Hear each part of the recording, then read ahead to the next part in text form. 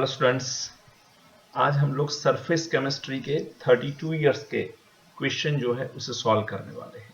Okay, हमारा chapter खत्म हो चुका है और उसमें 32 इयर्स लास्ट जितने भी एग्जाम हुई है उसमें जो जो क्वेश्चंस सरफेस केमिस्ट्री के पूछे गए हैं उसके बारे में हम डिस्कस करेंगे। सबसे पहला क्वेश्चन देखिए क्या बोल रहा है। Which mixture of the solution will lead to the formation of negatively charged AgI I-? अब सबको ये पता होना चाहिए कि नेगेटिव चार्ज कब होता है। तो AgI के फॉर्मेशन में हमने यहां क्या क्या फॉर्म किया, क्या क्या यूज किया है। AgNO3 सब में है, देखो आप लोग, और सब में दूसरा क्या है, Ki है। तो हम लोगों को यहां पर I- एक्सेस फॉर्म में दिख रहा है। तो इतना तो पक्का पता है कि AgNO3 प्लस Ki, ये दोनों में Ki का प्रपोर्शन ज्यादा होगा, तभी जाके I- मिलेगा, इन I- का एड्सॉर्प्शन होगा। तो मैं यहां पर ऐसा बोल सकता हूं कि मेरे पास यहां पर एक तो AgI बनेगा और I- इसकी सरफेस के ऊपर एड्सॉर्ब होगा। लेकिन यहां पर क्वेश्चन ये है कि सबसे पहले 50 ml एंड 0.1 मोलर AgNO3 देखो, तो ये दोनों को मल्टीप्लाई करो तो 0.5 हो जाएंगे, मोल हो जाएंगे ये। ओके, मिलीमोल हो जाएंगे, वैसे ml है तो 50 ml एंड 0.1, तो ये भी, तो ये दोनों तो सेम है, और सेम है तो यहां पर कोई चार्ज नहीं देखने को मिल सकता। सेकेंड ऑप्शन देखो तो 50 ml एंड 1.5, यहां पर 50 ml एंड 1 मोलर है तो 50 मल्टीप्लीकेशन 50 आएगा, 50 ml एंड 1.5 तो स्लाइटली बड़ा आएगा। तो यहां पर मैं ऐसा बोल सकता हूं कि मेरे पास AgNO3 की कंपेयर में Ki का कंसेंट्रेशन ज्यादा है। चलिए third option, 50 ml 1 molar and 50 ml 2 molar, तो यहां पर AgNO3 की कंपेयर में Ki का कंसेंट्रेशन और ज्यादा है। और यहां पर देखो तो 50 ml and 2 molar and 50 ml and 1.5 molar, तो यहां पर AgNO3 का कंसेंट्रेशन Ki से कम है। हम ये कंक्लूजन तो निकाल चुके हैं कि Ki का कंसेंट्रेशन ज्यादा होना चाहिए। तो हमारे पास बचते हैं दो ऑप्शन, लेकिन ये थर्ड ऑप्शन जो है, मीन सी ऑप्शन जो है, इसमें प्रॉब्लम ये है कि Ki का प्रपोर्शन जब बढ़ जाएगा तो प्रॉब्लम ये होगा कि ये प्रेसिपिटेट भी करवा सकता है, प्रेसिपिटेशन भी करवा सकता है। मीन्स ये चार्ज नेगेटिव ही रहना चाहिए, इसे न्यूट्रल नहीं करना है। तो इतना याद रखना कि जो हम लोगों को एक्सेस फॉर्म में चाहिए वो स्लाइटली मोर होना चाहिए, स्लाइटली ज्यादा होना चाहिए।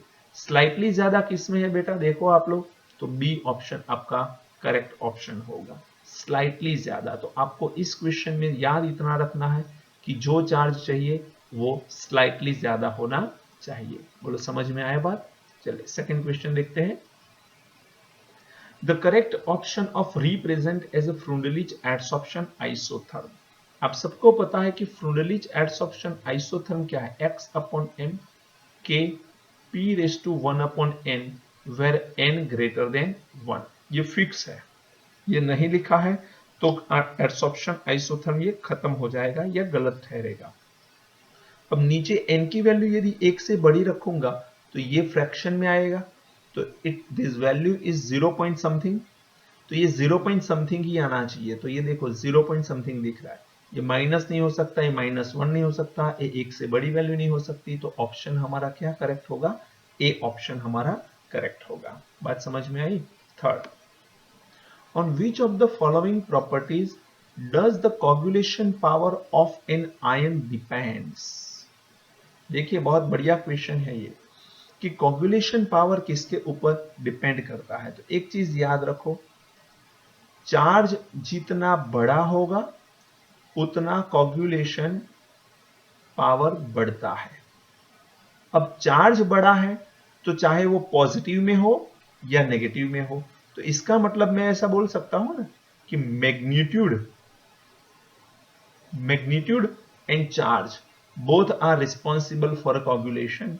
तो आंसर देखो आप लोग, आपको ये क्वेश्चन को समझना है तो आपको शुल्ज एंड हार्डी रूल पता होने चाहिए बेटा। उसमें मैंने एक एग्जांपल लिया था, आप लोगों को याद होगा, एक रिपीट करवा रहा हूं, यहां पर जरा ध्यान देना। मान के चलो मेरे पास -12 नेगेटिव चार्ज है इसका मुझे कोगुलेशन करवाना है तो मुझे +12 देना पड़ेगा।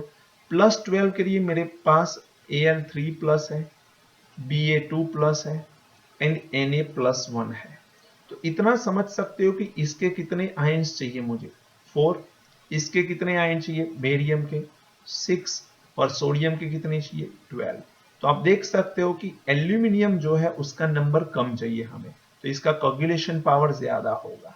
तो इतना यहां से समझ सकते हैं कि जितना पावर ज्यादा होगा उतना कोगुलेशन जल्दी से हो जाएगा। इससे ऑपोजिट सोचे, ये +12 ले ले तो मुझे नेगेटिव चार्ज चाहिए, तो नेगेटिव में मान के चलो PO4-3 है मेरे पास, SO4-2 है और Cl-1 है। तो इसमें भी -12 कहां से जल्दी आएगा, इसके 4 आयन चाहिए, इसके 6 आयन चाहिए, इसके 12 आयन चाहिए। तो सीधी सी बात है, नेगेटिव हो या पॉजिटिव हो, जिसका चार्ज जितना ज्यादा होगा उसका ही कोगुलेशन पावर बढ़ेगा, जिसे हम क्या बोलते हैं, मैग्नीट्यूड बोलते हैं। चार्ज की साइन यहां पर उतनी मैटर नहीं करती, हमें देखना होता है चार्ज ऑन द आयन क्या है, राइट, एंड मैग्नीट्यूड क्या है, वो देखना है हम लोगों को। तो आंसर हमारा क्या बन रहा है यहाँ, सी, ऑप्शन हमारा सी बनेगा। क्लियर है सबको? चलो next, which one of the following statement is not correct, कौन सा करेक्ट नहीं है वो देखना है। चले एक एक करके पढ़ते हैं। The value of equilibrium constant is changed in the presence of a catalyst in the reaction at equilibrium. पहला ही इनकरेक्ट है, यहां पर बोला है नॉट करेक्ट, तो ऑप्शन ए हो जाएगा हमारा, आगे देखने की जरूरत ही नहीं है। क्यों? क्योंकि आप लोगों को पता होगा कि मान के चलो A प्लस बी ये रिएक्शन हो रहा है और यहां पर बन रहा है C प्लस डी, तो यहां पर जो इक्विलिब्रियम कांस्टेंट आएगा इक्विलिब्रियम पे, वो आएगा concentration of C, concentration of B, concentration of A and concentration of B।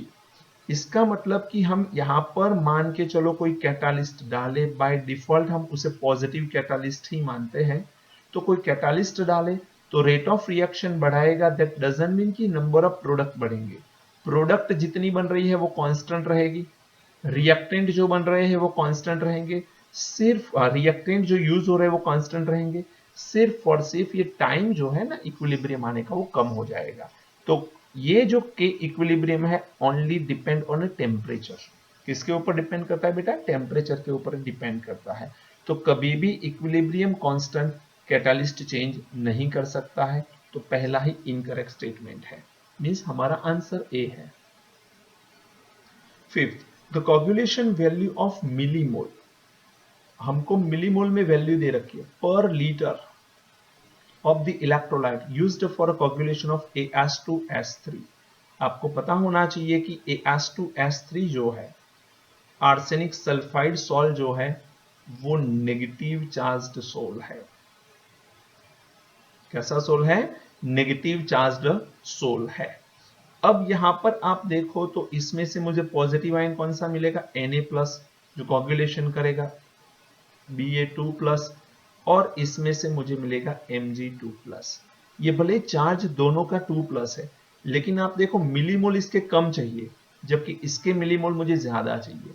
एक चीज याद रखना, जितना कंसंट्रेशन कम चाहिए कोगुलेशन पावर उतनी कैसी रहेगी, ज्यादा रहेगी।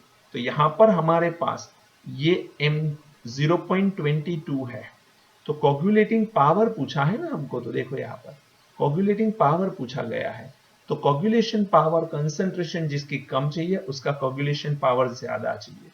तो थर्ड नंबर का सबसे कम है, फिर सेकेंड एंड फिर फर्स्ट। तो आंसर आपका क्या बनता दिख रहा है आपको, C, correct option is C. Okay, चलो next, fog is a colloidal solution of, fog कैसा कोलॉइडल सॉल्यूशन है बेटा, आपको बताना है। आपको यह पता होना चाहिए कि this is aerosol, fog is a aerosol, जिसमें डिस्पर्जन मीडियम कौन है, गैस, एंड जिसमें डिस्पर्जन फेज कौन है, सॉरी, लिक्विड। तो यहां पर dispersion medium gas and dispersion phase liquid है। तो आपको ध्यान रखना है कि लिक्विड में gas, sorry, liquid in gas है ये, ओके। तो ये जो फेज है वो मीडियम के अंदर जाएगा, तो लिक्विड इन अ गैस, तो फोक का आंसर आएगा हमारा सी। ओके, ये तो याद रखने का है, टेबल से क्वेश्चन डायरेक्टली पूछा गया है। 7. Which of the following characteristic is associated with the adsorption? बहुत आसान सा सवाल है ये। आप सबको पता है कि ये हमारा एडसॉर्बेंट है। क्या है? एडसॉर्बेंट। मान के चलो यहां पर ये गैसियस मॉलिक्यूल है, ये गैसियस मॉलिक्यूल इस सरफेस के ऊपर आएंगे जिसका एडसॉर्प्शन होगा, तो ये दोनों के बीच में van der Waals bond form होगा, तो यहां से एनर्जी रिलीज होगी, तो डेल्टा एच की वैल्यू कैसी बनेगी? नेगेटिव। जब तक गैस के मॉलिक्यूल फ्री थे डेल्टा एस की वैल्यू ज्यादा थी, लेकिन जैसे ही गैस के मॉलिक्यूल स्टेबल हो गए एक सरफेस के ऊपर, डेल्टा एस की वैल्यू कम हो गई, जिसे हम नेगेटिव साइन से रिप्रेजेंट करते हैं, तो डेल्टा एस की वैल्यू नेगेटिव होती है। And this is a spontaneous phenomena, तो स्पॉन्टेनियस फिनोमेना के लिए डेल्टा जी की वैल्यू भी कैसी होती है? नेगेटिव। तो डेल्टा एच नेगेटिव है, डेल्टा जी नेगेटिव है, एंड डेल्टा एस भी नेगेटिव है। तो हमारा ऑप्शन यहां पर बन रहा है D, delta G, delta H and delta S all are negative.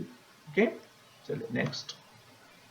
Which property of colloidal solution is independent of a charge on the colloidal particle? Colloidal particle,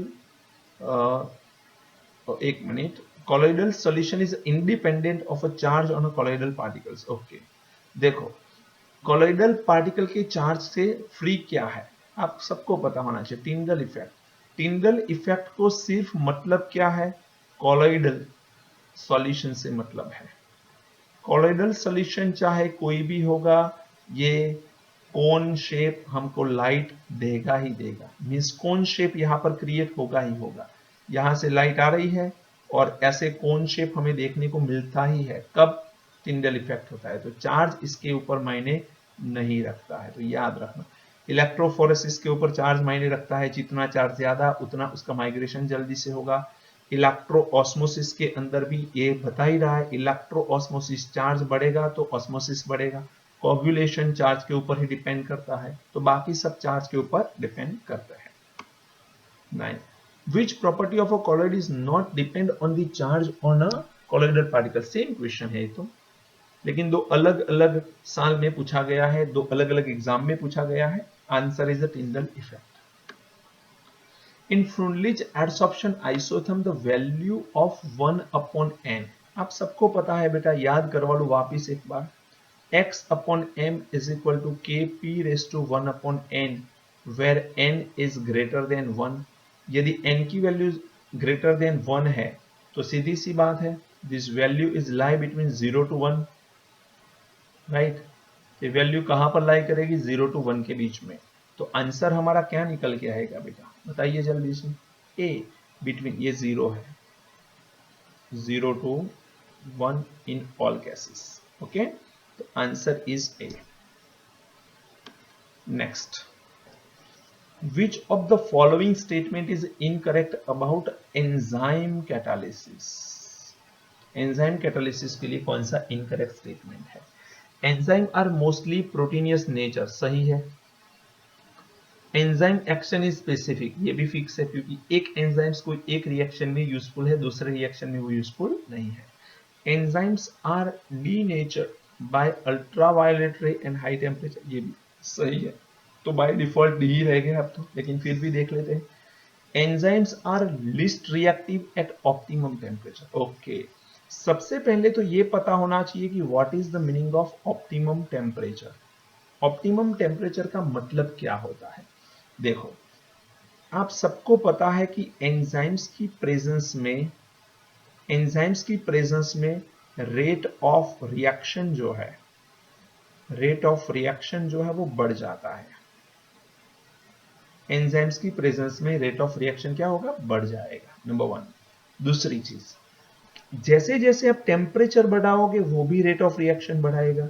तो विथ एंजाइम्स यदि आप टेम्परेचर बढ़ा रहे हो तो रेट ऑफ रिएक्शन ज्यादा बढ़ेगा, लेकिन एक डिफाइनाइट टेम्परेचर पे जाके डिफाइनाइट टेम्परेचर पे जाके ये एंजाइम्स अपना काम रोक देगा। दैट मीन्स एक टेम्परेचर के ऊपर एंजाइम सबसे ज्यादा एक्टिव होता है और उसी टेम्परेचर को हम क्या नाम देते हैं, ऑप्टिमम टेम्परेचर नाम देते हैं।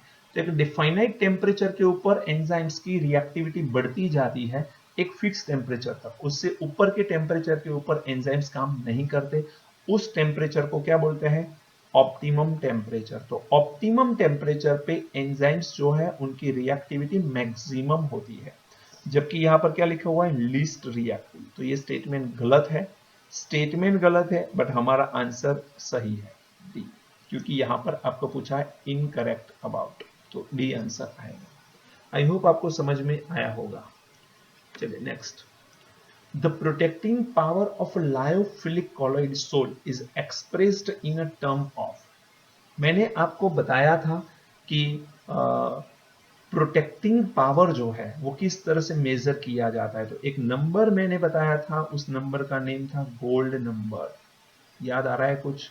हमने एक सॉल्यूशन लिया था गोल्ड सॉल का, एंड इस गोल्ड सॉल के 10 ml सॉल्यूशन को कोगुलेट कौन कर सकता है, NaCl का एक फिक्स सॉल्यूशन। अब ये NaCl के फिक्स सॉल्यूशन को गोल्ड सॉल के अंदर डाल के हम लोग इसका कोगुलेशन करवा सकते, लेकिन इसे प्रोटेक्ट करने के लिए हम बाहर से क्या डालते थे, लायोफिलिक सोल। लायोफिलिक सोल का जो भी मिलीग्राम में अमाउंट हम डालते थे, उस मिलीग्राम अमाउंट को हम क्या नाम देते थे, गोल्ड नंबर। आपको याद होगा, नहीं याद है तो मेरा लेक्चर यूट्यूब के ऊपर है जहां पर ये गोल्ड नंबर की चीज मैंने बता रखी है, तो आपको ये पता होना चाहिए। तो answer is B. Next, if x is amount of adsorbent and m is a adsorbent, which of the following relation is not related to adsorption process। देखो पहले तो आप समझ लो कि x upon m क्या है, तो it is a proportion of adsorption। क्या है ये, adsorption का proportion है। अब जरा ध्यान देना, यहां से मैं गैस को इसके ऊपर डाल रहा हूं, तो गैस का एडसॉर्प्शन कितना होगा, वो गैस के प्रेशर के ऊपर डिपेंड करता है कि नहीं करता है, बिल्कुल। तो at constant temperature x upon m जो है वो p के साथ, फंक्शन ऑफ p है ये, ओके, एट कांस्टेंट टेम्परेचर। याद रखना, क्यों, क्योंकि गैस का प्रेशर जो है वो बढ़ेगा तो एडसॉर्प्शन बढ़ेगा, गैस का प्रेशर कम होगा तो एडसॉर्प्शन कम होगा। दूसरी चीज, यहां पर एडसॉर्प्शन मान के चलो मैं करवा रहा हूं, फिक्स एडसॉर्प्शन है, यदि मैं टेम्परेचर बढ़ा दूंगा तो क्या होगा, यहां से मॉलिक्यूल हट जाएंगे, यहां से मॉलिक्यूल हट जाएंगे, मॉलिक्यूल हट जाएंगे, इसका मतलब यह है कि टेम्परेचर बढ़ाने से x अपॉन m की वैल्यू क्या हो गई, डिक्रीज। तो x upon m it is the function of temperature also, बिल्कुल सही बात है। फिर प्रेशर एंड टेम्परेचर दोनों भी रिलेट करते हैं, टेम्परेचर बढ़ाऊंगा तो प्रेशर भी तो बढ़ेगा, क्योंकि कोलिजन बढ़ जाएगा। मान के चलो एक वेसल है जिसके अंदर मैंने गैस के मॉलिक्यूल को भर के रखा है, तो ये कोलाइड ज्यादा करेंगे जब मैं टेम्परेचर बढ़ाऊंगा, तो it is a function of temperature. Pressure जब बढ़ेगा तब टेम्परेचर ज्यादा है, तभी प्रेशर ज्यादा होता है। जैसे कि हम बोलते हैं समर के अंदर टायर फटने के चांसेस ज्यादा क्यों है, क्योंकि कोलाइड ज्यादा होते हैं मॉलिक्यूल गैस के, राइट। लेकिन प्रेशर भी बढ़ता जाए, टेम्परेचर भी बढ़ता जाए, तो x अपॉन m बढ़ता जाए, ये कोई लॉजिकल बात नहीं है। क्यों, देखो प्रेशर बढ़ाऊं मैं यहां से गैस डाल के, तो मैंने प्रेशर बढ़ाया, एडसॉर्प्शन बढ़ा, ठीक है, बट जैसे ही मैं टेम्परेचर बढ़ाऊंगा यहां से डिसॉर्प्शन हो जाएगा, तो ये गैस के मॉलिक्यूल तो दूर चले जाएंगे। अब गैस के मॉलिक्यूल दूर चले जाएंगे, इसका मतलब x अपॉन m की वैल्यू डिक्रीज हो जाएगी। तो इनकरेक्ट, नॉट रिलेटेड पूछा है, देखो नॉट रिलेटेड, तो कौन सा आंसर आएगा, D, x upon m is equal to p into T. Pressure and temperature दोनों बढ़ाने से कभी भी x अपॉन m नहीं बढ़ सकता है। 14. The Langmuir adsorption isotherm is deduced using the assumption। आपको ये पता होना चाहिए कि यहां पर ये एडसॉर्बेंट है, एडसॉर्बेंट के ये मॉलिक्यूल है, सरफेस के मॉलिक्यूल या सरफेस के पार्टिकल्स है ये। अब दूसरा, गैस का मॉलिक्यूल यदि इसकी सरफेस के ऊपर आ रहा है तो इसके साइड की साइट जो है वो एम्प्टी है कि फुल्ड है, फुलफुल्ड है, इससे कोई फर्क नहीं पड़ता। तो एक अजम्पशन पे ये थियरी काम करती है कि हर एक साइट जो है वो इंडिविजुअल वर्क करती है। हर एक साइट जो है, Langmuir adsorption isotherm is based on every adsorption site is equivalent. यहां पर ये जो काम करेगा इसी तरह से ये काम करेगा, इसी तरह से ये काम करेगा, इसी तरह से ये, हर मॉलिक्यूल इक्विवेलेंट काम कर सकते हैं, इसके ऊपर ये डिपेंड करता है। तो the adsorption site are equivalent in their ability to adsorb the particle. तो आंसर हमारा क्या बनेगा बेटा? ए बनेगा। क्लियर है सबको? चलिए, a plot of log x upon m versus log p for the adsorption of a gas on a solid gives a straight line with the slope equal to, okay, बहुत आसान है ये। फ्रिंडलिच एडसॉर्प्शन आइसोथर्म का graph है, आप सबको पता होना चाहिए। ये log x upon m versus log p का ग्राफ है। याद है बेटा कैसे आया है?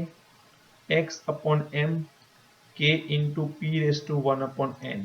यदि मैं इसको log ले लूं तो 2.303 से हम क्या करते हैं, इसे डिवाइड करते थे, पता है ना।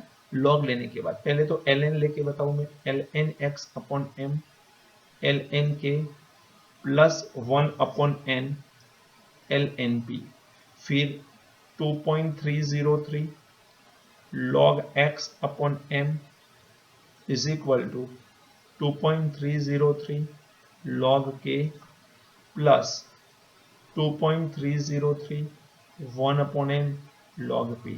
सबको 2.303 से डिवाइड करो तो क्या बचेगा? log x upon m is equal to log k plus 1 upon n log p, ये बचेगा। अब ये जो आपको फॉर्मूला दिख रहा है, इसको हम लोग मान ले y एक्सिस के ऊपर, इसे मान ले x एक्सिस के ऊपर, तो ये बन जाएगा हमारा c और ये 1 अपॉन n बन जाएगा m। c plus mx type का फॉर्मूला हो गया।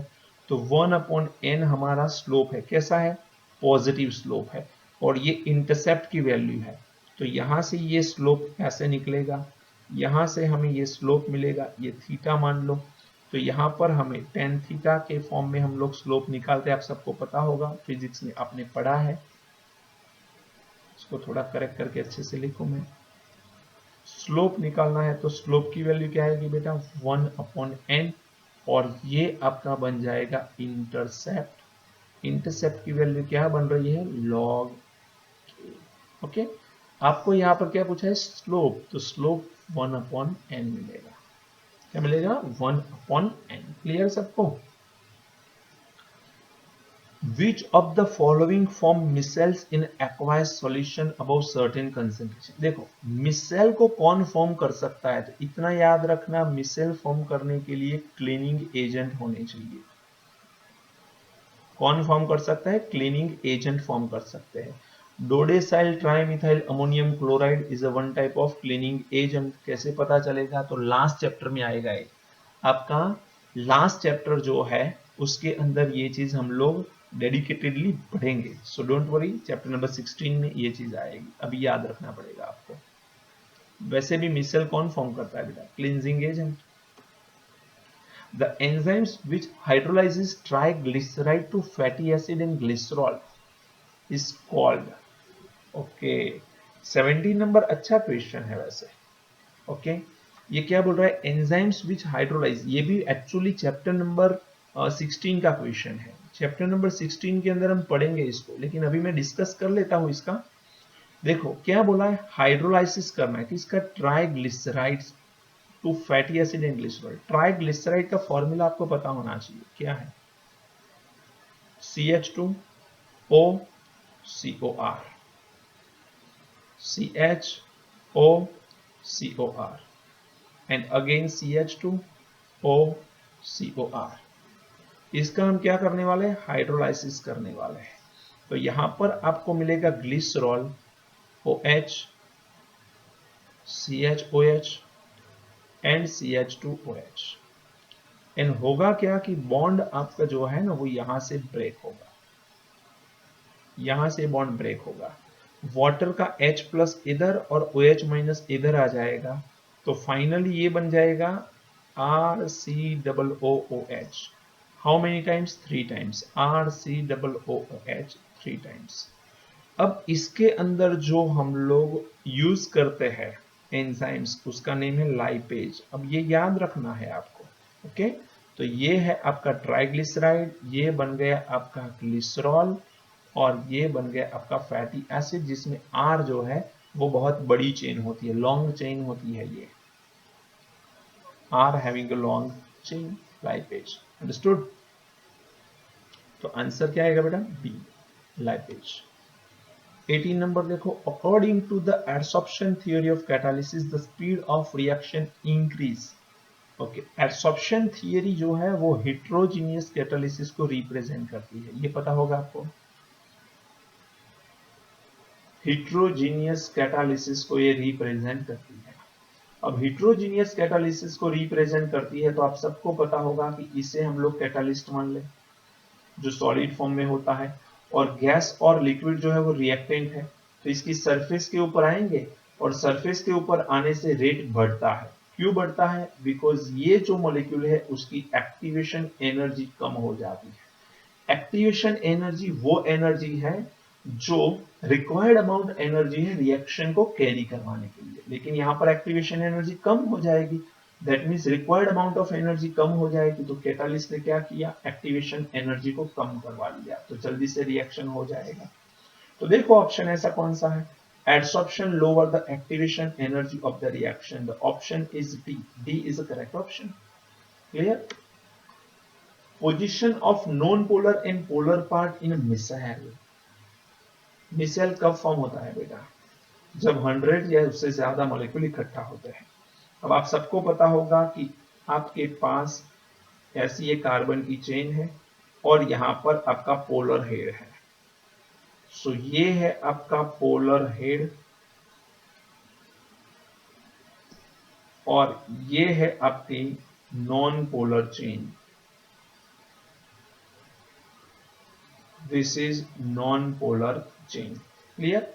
अब मान के चलो यहां पर ये ग्रीस का डब्बा है, ये ग्रीस का डब्बा है। अब ये ग्रीस का जो डब्बा है, चलो थोड़ा सा अच्छे से ब्लैकिश कर ले इसे। ये ग्रीस का डब्बा है। जैसे ही अब ये सोप के कांटेक्ट में आएगा इन एक्वायस मीडियम, होगा क्या? बताएगा कोई? ये ग्रीस जो है वो खुद कैसा है? Non polar. और इसमें ये नॉन पोलर चेन को अपनी तरफ क्या करेगा? अट्रैक्ट करेगा। जैसे ही वो अपनी तरफ अट्रैक्ट करेगा तो यहां पर ये चेन अंदर रहेगी और बाहर की तरफ हेड रहेगा।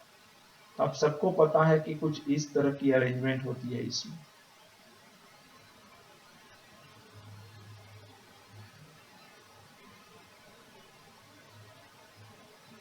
Like this. ऐसे 100 या उससे ज्यादा मॉलिक्यूल इकट्ठा हो जाते हैं। तो आपको पता होना चाहिए कि अंदर की तरफ कौन है? नॉन पोलर, और बाहर की तरफ कौन है? पोलर। तो बाहर है पोलर और अंदर कौन है? Non polar. तो आंसर क्या दिख रहा है आपको? Polar at outer surface but non polar at inner surface. Option A आएगा। सही ऑप्शन क्या रहेगा बेटा? A is correct option. Any doubt? बहुत आसान सा सवाल है, सबको समझ में आए ऐसी चीज है। ओके, चलिए नेक्स्ट देख लेते हैं। Which is not correct regarding the adsorption of gas on the surface of solid? Okay. On increasing temperature, adsorption increase continuously. पहला ही गलत है, लेकिन ये गलत है तो हमारे लिए सही है, क्योंकि यहां पर पूछा गया है नॉट करेक्ट। टेम्परेचर बढ़ने से x upon m means adsorption की वैल्यू क्या होती है बेटा? कम होती है। गैस के एडसॉर्प्शन की वैल्यू बिल्कुल कम होती है ये। ओके, क्योंकि जो एडसॉर्ब हुए गैस के मॉलिक्यूल है वो भी चले जाएंगे सरफेस छोड़ के जब टेम्परेचर बढ़ता है तब, क्योंकि ये बॉन्ड वनडरवाल्स बॉन्ड होता है और उस बॉन्ड को हम आसानी से ब्रेक कर सकते हैं। Which one of the following method is commonly used method for destruction of colloid? देखो, डायलिसिस, कंडेंसेशन, डायलिसिस में लॉन्ग डायलिसिस होता है, एक्सटेंसिव डायलिसिस बोलते हैं उसे हम लोग। क्या बोलते हैं? एक्सटेंसिव डायलिसिस मींस बहुत लॉन्ग टाइम तक करवाना पड़ता है, तब जाके कॉलॉइड का प्रेसिपिटेशन होता है। कंडेंसेशन, इसमें भी टाइम लगता है। Filtration by animal membrane, okay, ये भी डायलिसिस का ही भाग है।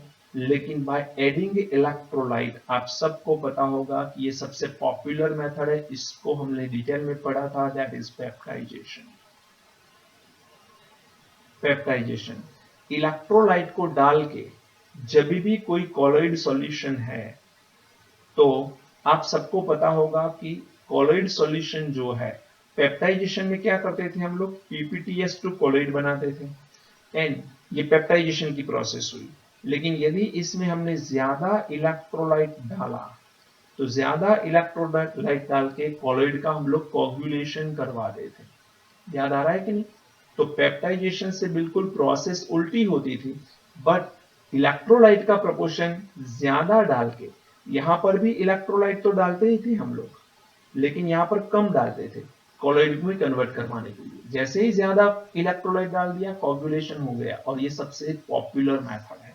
अभी पहला ही क्वेश्चन हमने इसके बारे में ही किया था, याद आ रहा है कुछ? AgNO3 प्लस KI, ये दोनों मिलके AgI बनाते हैं। तो इसमें I माइनस क्यों आया? बिकॉज हमने ज्यादा प्रपोर्शन में KI लिया, तब ज्यादा प्रपोर्शन में KI रखा, तो KI वर्क करेगा as a electrolyte, as a electrolyte ये काम करेगा। अंडरस्टूड? आंसर आएगा हमारा डी।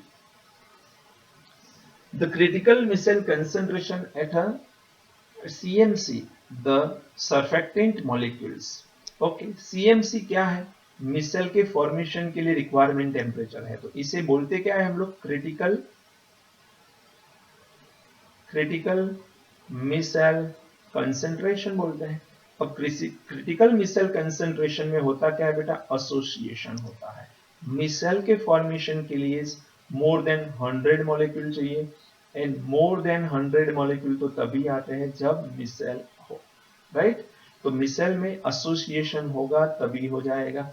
मोर देन 100 मॉलिक्यूल के लिए एसोसिएशन होना जरूरी है। 23. The ability of anion to bring about coagulation of a given colloid depends upon. ये भी बहुत आसान सा सवाल है वैसे। देखो, magnitude of a charge important है, बट चार्ज कितना है वो भी तो इंपॉर्टेंट है। तो दो चीजें हैं, चार्ज एंड चार्ज का मैग्नीट्यूड। जितना मैग्नीट्यूड ज्यादा होगा, उतना कोगुलेशन पावर बढ़ जाएगा। तो आंसर आएगा बोथ मैग्नीट्यूड एंड चार्ज। ये तो बात आपको समझ में आ ही रहा होगा, क्योंकि अभी अभी थोड़ी देर पहले मैंने इसके बारे में डिस्कशन करी है आपसे। A colloid system has a particle of which of the following size. आप सबको पता है, बहुत बार ये जिक्र हमने किया है कि कॉलोइडल पार्टिकल की रेंज क्या है। कॉलोइडल पार्टिकल्स जो है उसका डायमीटर क्या है? 1 नैनोमीटर टू 1000 नैनोमीटर, है कि नहीं? अब ये जो नैनोमीटर है, इसको 10⁻⁹ मीटर बोल सकते हैं हम लोग, और ये भी 1000 है, तो ये 10⁻³ इंटू 10⁻⁹ मीटर बोल दो। तो ये हो जाएगा 10⁻⁹ मीटर टू 10⁻�6 मीटर। देखो ऑप्शन कौन सा दिख रहा है आपको? ये कॉलोइडल पार्टिकल की रेंज आ गई बेटा, ये रहा भी। देखो 10⁻�6 मीटर टू 10⁻⁹ meter, right? 25.